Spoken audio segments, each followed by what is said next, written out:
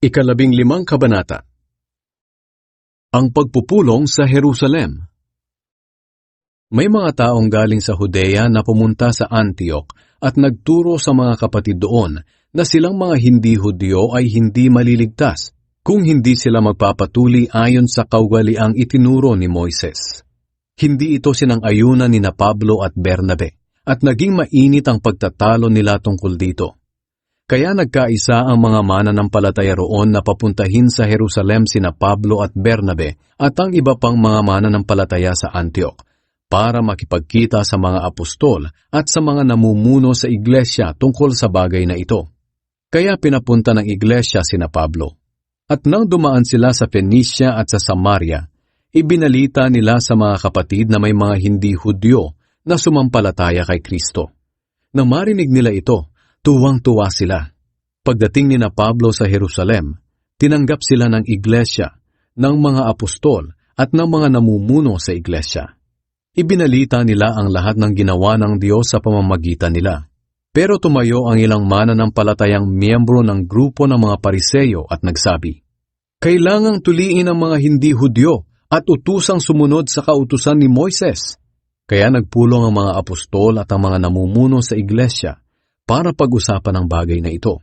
Pagkatapos ng mahabang pag-uusap, tumayo si Pedro at nagsalita, "Mga kapatid, alam ninyo na pinili ako ng Diyos noong una mula sa inyo para ituro ang magandang balita sa mga hindi Hudyo, nang sa gayoy makarinig din sila at sumampalataya. Alam ng Diyos ang nilalaman ng puso ng bawat tao, at ipinakita niya na tinatanggap din niya ang mga hindi Hudyo. Dahil binigyan din sila ng banal na espiritu, katulad ng ginawa niya sa atin noon. Sa paningin ng Diyos, tayong mga Hudyo at silang mga hindi Hudyo ay pare-pareho lang. Dahil nilinis din niya ang kanilang puso nang sumampalataya sila. Ngayon, bakit nyo sinusubukan ng Diyos? Bakit nyo pinipilit ang mga hindi Hudyong tagasunod ni Jesus na sumunod sa mga kautusan na kahit ang ating mga ninuno at tayo mismo ay hindi makasunod?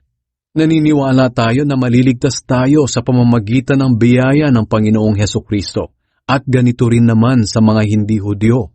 Nang marinig nila iyon, tumahimik silang lahat at pinakinggan nila ang salaysay ni Bernabe at Pablo tungkol sa mga himala at kamanghamanghang bagay na ginawa ng Diyos sa mga hindi Hudyo sa pamamagitan nila. Pagkatapos nilang magsalita, sinabi ni Santiago, "Mga kapatid, makinig kayo sa akin. Ikinuwento sa atin ni Simon Pedro ang unang pagtawag ng Diyos sa mga hindi Hudyo para may mga tao ring mula sa kanila na maging kanya. Ito'y ayon din sa mga isinulat ng mga propeta noon, dahil sinasabi sa kasulatan, pagkatapos nito babalik ako at itatayo kong muli ang kaharian ni David na bumagsak. Ibabangon ko itong muli mula sa pagkaguho para hanapin ako ng ibang tao, ang lahat ng hindi Hudyo na aking tinawag na maging akin. Ako ang Panginoon ang nagsasabi nito, at matagal ko na itong ipinahayag." Sinabi pa ni Santiago, "Kaya kung sa akin lang, huwag na nating pahirapan ang mga hindi Hudyo na lumalapit sa Diyos. Sa halip, sulatan natin sila na huwag kumain ng mga pagkaing inihandog sa mga Diyos-Diyosan, dahil ito'y itinuturing nating marumi. Iwasan nila ang sexual na imoralidad, at huwag kakain ng dugo o karne ng hayop na namatay nang hindi tumulo ang dugo. Ito ang mga utos ni Moises na dapat nilang sundin para hindi mandiri ang mga Hudyo sa kanila. Dahil mula pa noon ang kautusan ni Moises ay binabasa na ng mga Hudyo sa kanilang sambahan tuwing araw ng pamamahinga, at itinuturo nila ito sa bawat bayan." Ang sulat para sa mga hindi Hudyo. Nagkasundo ang mga apostol, ang mga namumuno sa iglesia at ang lahat ng mga mananampalataya.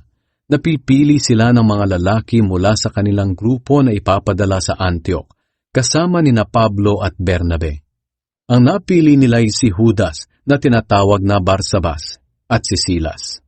Ang mga taong ito ay ginagalang ng mga mananampalataya at sila ang magdadala ng sulat na ito. Mula sa mga apostol at mga namumuno sa iglesia.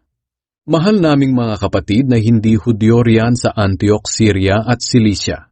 Nabalitaan namin na may mga taong mula rito sa amin na pumunta riyan at nilito ang inyong kaisipan dahil sa kanilang itinuro.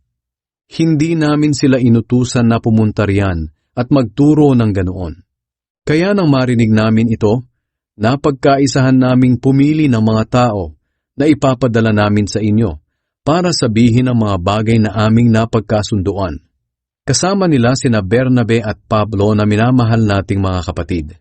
Sina Bernabe at Pablo ay naglaan ng kanilang buhay sa paglilingkod sa ating Panginoong Hesukristo. Sasabihin din ni Judas at Silas na aming ipinadala sa inyo ang tungkol sa mga nilalaman ng sulat na ito. Nagkasundo kami ayon sa patnubay ng Banal na Espiritu na huwag nang dagdagan pa ang mga dapat ninyong sundin maliban sa mga ito.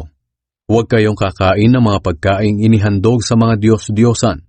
Huwag kayong kakain ng dugo o karne ng hayop na namatay nang hindi tumulo ang dugo. At iwasan ninyo ang sexual na imoralidad. Mabuting iwasan ninyo ang mga bagay na ito. Hanggang dito na lang. At umalis nga ang mga taong ipinadala nila. Pagdating nila sa Antioch, tinipon nila ang lahat ng mga mananampalataya at ibinigay nila agad ang sulat. Tuwang-tuwa sila nang mabasa ang nilalaman ng sulat na nakapagpasigla sa kanila. Sina Judas at Silas ay mga propeta rin, at marami ang kanilang itinuro sa mga kapatid para palakasin ang kanilang pananampalataya. Pagkatapos ng ilang araw na pananatili roon, bumalik sila sa Jerusalem sa mga nagpadala sa kanila. Pero bago sila umalis, ipinanalangin muna sila ng mga kapatid na maging maayos ang kanilang paglalakbay. Pero nagpasya si Silas na magpaiwan doon. Nanatili sina Pablo at Bernabe ng ilang araw sa Antioch. Marami silang kasamang nagtuturo at nangangaral ng salita ng Panginoon. Naghiwalay sina Pablo at Bernabe. Makalipas ang ilang araw, sinabi ni Pablo kay Bernabe, "Bumalik tayo sa lahat ng bayan na pinangaralan natin ang salita ng Panginoon at dalawin natin ang ating mga kapatid para malaman natin ang kalagayan nila."